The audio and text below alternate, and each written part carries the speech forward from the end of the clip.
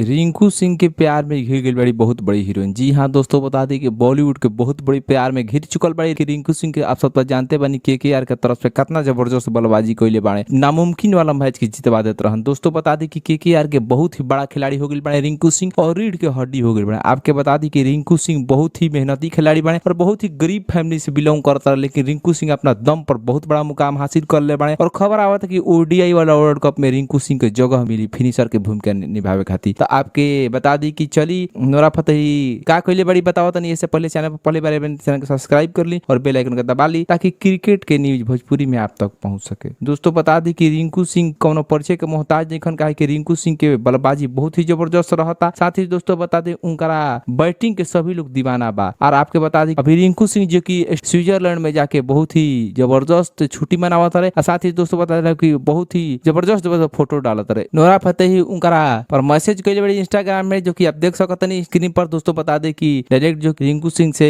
जुड़ल चाहता रही तो आपके खबर जान के कैसा लागल कमेंट बॉक्स में बताई और वीडियो को ज्यादा से शेयर कर दी। धन्यवाद।